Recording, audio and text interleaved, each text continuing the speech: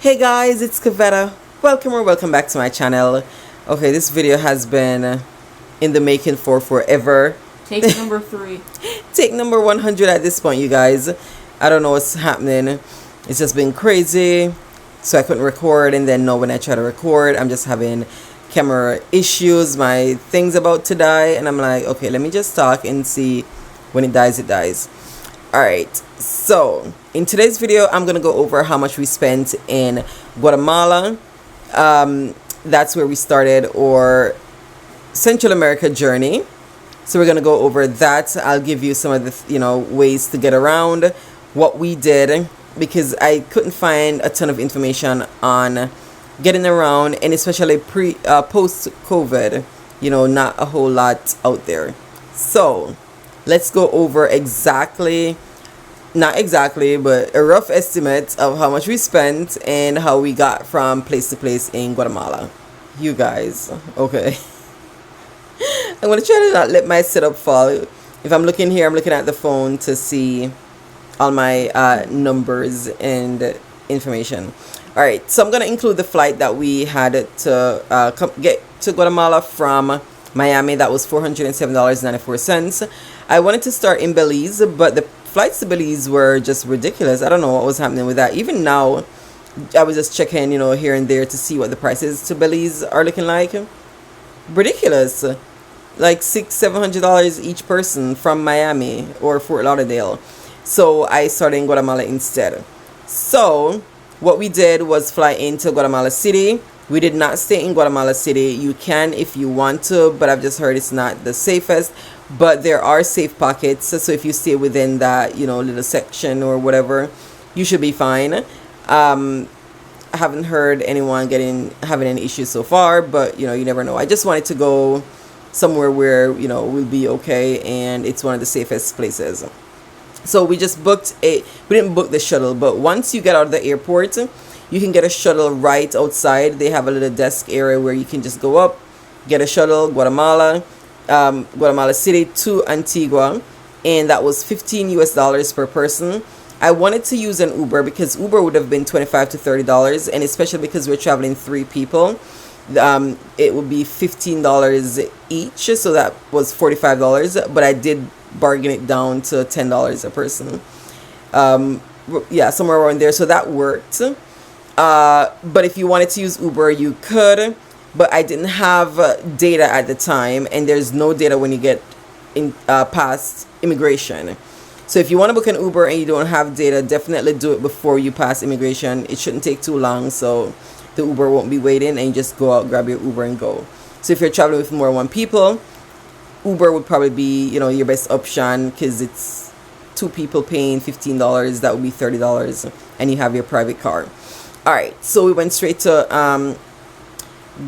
Antigua. So right there was $15 per person for shuttle. So we're gonna start with shuttle since we went into that.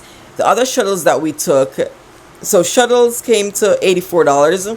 The other shuttles that we took was from Antigua, Guatemala to Lake Atitlan, and that shuttle was $125 per person, Guatemala, not quetzales, not US. So that was about $10-12 thereabouts. So I included that. Going up to Habitanango in Antigua, the shuttle you can take right from outside, right from inside the city, and I did mention that in the Habitanango video. You can check out. That shuttle was 50 quetzales round trip, so I included that. Where else did we take a shuttle to? I think those were the main shuttles that we took. So for shuttle price, we did end up spending about $84 in shuttle. And then let's talk about Airbnb. So Airbnbs, the first place we stayed, it was nice. That was in Antigua. The prices were a little bit up there. Like I'm also talking about the prices in Asia or certain other places that we went. So far, Central America is a little bit pricey. It is a little bit more pricey, especially Guatemala, some other places so far. But not horrible. For the one, no, it was 4 days we stayed in Antigua. I paid almost $200, no, or two something for that. And then in Lake Atitlan we stayed only 3 nights.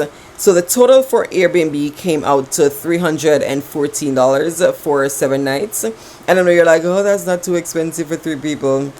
Look, I could have gotten $20 rooms. I paid $400 and something dollars for a month in Chiang Mai. Okay, so that's still in my head. So when I'm paying $300 for a week, I'm like, dang, not in Asia anymore. But that's what Airbnb worked out to. And I'll leave the information if you want to see the Airbnbs we stayed at. The one in Antigua, that was nice. I liked it. It was a nice family stay. You got your room, and then there's like a shared kitchen, living room if you wanted to chill, hang with other people and all that. That was pretty cool. The one in Lake Atitlan did have issue with that. It just wasn't clean. She was trying. You can tell she was trying, but you know, trying and me paying my money, gotta get better than that, you know. But I think, yeah, she's pretty new, but she got some good 5 stars.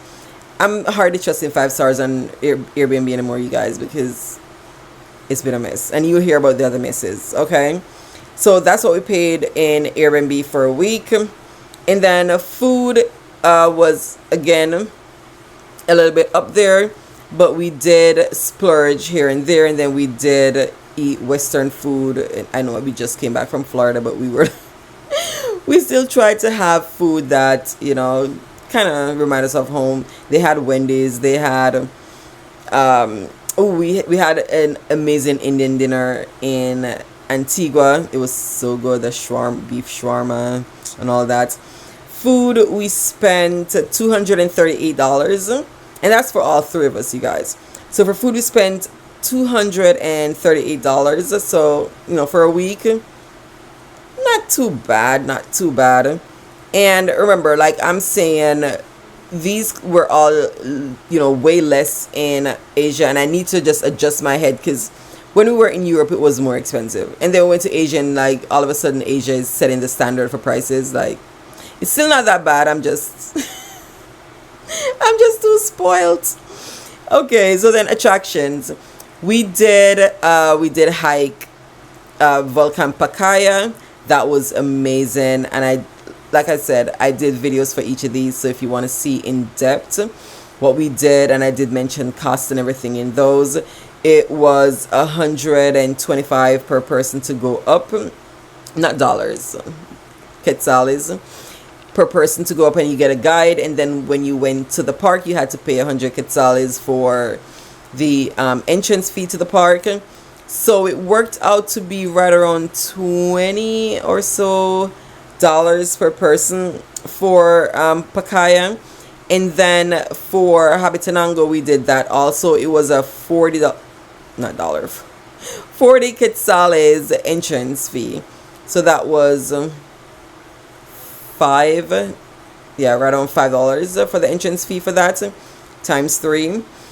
And we didn't do the chocolate class, but that's another one. We just did the free chocolate tour. We got a sample of the chocolates. We got to smell, got to taste, and just see what they had. You could do the class, which was right around $15 too, so that wasn't too bad. So, and then Lake Atitlan, what is Joel doing? You guys, I'm trying to record this video because it's just been a hot mess. But yeah, so for attractions we ended up spending $113 in Lake Atitlan. The only attraction we paid for was just the boat, so that would be in transportation cost really, because we just did the hop in from San Pedro over to San Marcos, and then we just rode the tuk-tuk, took us to the market. That was free to explore the market and do things like that. So we spent $113 in attractions. And then transport, we only spent $15, and that just included I know I put it different from the shuttle, but that included only Uber, because we did an Uber. Where did we do Uber in Antigua, because you can call Uber in Antigua, so that was nice. So it was just a short ride, and it is super inexpensive. And we did Uber food also one night. We did Uber Caesar's Pizza. I know we just came from Pacaya, you guys. I was not about to go out and try to find food. I was dying. Okay. And then transport, I did put that also for the tuk-tuk. It's like $1 a person on Lake Atitlan to get around from like one area to the next, pretty much $1 the going rate. So that came up to $15 in just like short Uber rides or tuk-tuk rides, just different from the shuttle rides, you know, that you pay for between cities and all that.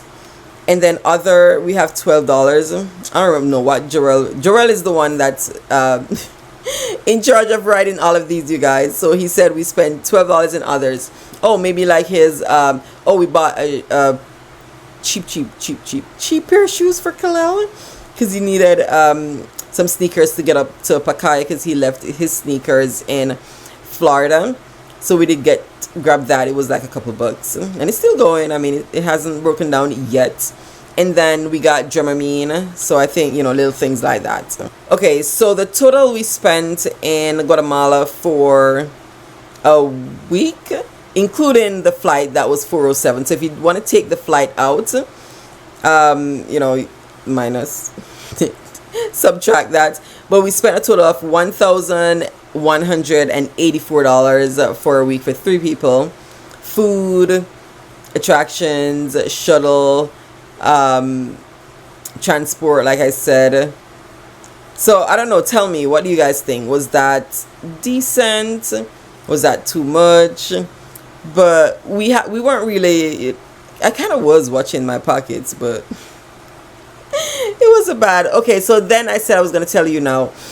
Getting around Guatemala was pretty easy. Okay, we didn't have a ton of issues or anything like that. So once you get, like I said, when you get out of the Guatemala City airport, there are shuttles right there, or you can just call an Uber. So right then and there, it's super easy to get around. It's super easy to get transport. And then from Antigua, once you step out, like once you step out of your Airbnb or hotel, your B&B, whatever you're staying in, and just walk in the city, every couple steps, you guys, every couple steps, you have a travel agency and tour company. You just walk in. We walked into maybe 3 or 4 just to get an idea, and for the most part they were all right around the same price, with maybe $1 or $2 difference, and you're still gonna end up on the same shuttle for the most part, because they're not using like separate shuttles, especially when they have, you know, it's low season and they don't have that many people. You're all going on one shuttle, so you may save $2 here and there, but it's pretty much the same thing. So getting around was simple. Just go out, walk into a tour agency, tell them where you want to go, and they have shuttles going to Lake Atitlan. You can go to El Salvador from there. You can go to Honduras from there. Flores, Tikal. That's what I wanted to do, but it is so far. I didn't want to take one of those drives because it was like 16 hours on a bus to get to Tikal. Really wanted to see that. Definitely sad that I didn't do it. It was one of the big things that you must do. So maybe, you know, try to fly into Flores, depending on where you're coming from and depending on the price. So you can work it out that way, or go back to Guatemala City and then fly to Flores. I looked at that too, but then I'd have to, you know, retrace and come back, and yeah. So that was just our plan, or, you know, just what we decided to do going forward. And then from Antigua, like I said, you can just go straight down to Lake Atitlan, and from there, again, once you're, whichever island you're on, we stayed on San Pedro La Laguna, and right on the strip right there were tons of tour companies also. So I just walked in. It was the same one that we used in Antigua. They had an office right there in Lake Atitlan. So I just went in and I'm like, okay, we want to go, you know, to the next country, the next spot. What do you have? And she explained everything. And then you just buy your ticket right there. And, you know, you get the shuttle. So navigating Guatemala was not bad at all. It was pretty decent. so I wouldn't worry too much. And like I said, the places that I've read and I would go back to, or I would go, you know, on a different journey or a different time, definitely Antigua, definitely Lake Atitlan. I would go ahead and put Flores and Tikal, spend at least a day or two in Tikal exploring the Mayan ruins. It's, you know, one of the, or is the biggest, largest, the grandest, most beautiful in Central America. So definitely put that on your list. Okay, I think that's it for this video of Guatemala. I don't think I left anything out. We went over the prices. We went over, yeah. So to give you an example, for meals, we were spending maybe $3 to $5 per meal. I would say $3 to $5 per meal. A drink, 75 cents, depending if you're getting like soda. We did get like fresh fruit drinks from the street vendor. That was like $1 and change, or $2 thereabouts. So that's kind of what you're going to be spending. And like I said, we did eat Little Caesars. It was $5. It was the same price. And then we did eat Wendy's. It was similar to US prices, a little bit less. But everything else was, yeah, I don't think it was as horrible as I thought it would be. It wasn't, you know, price-wise. It wasn't bad. All right, you guys. So I will try to do this for, you know, all the countries that we visit in Central America. If Jarrell keeps, you know, putting stuff in there, we might have missed a couple things, because I'm sure sometimes, you know, if we grabbed like an ice cream or something, he didn't write that in. But yeah, that was Guatemala. Definitely go and check out those videos of you know, I did one specifically for Pacaya, specifically for Habitanango, and you know, just walking around the old city. So check those out. If you have questions, comments, go ahead, leave them below, and I will get back to you as soon as possible. Thank you so much for watching, and I will see you in the next video. Bye.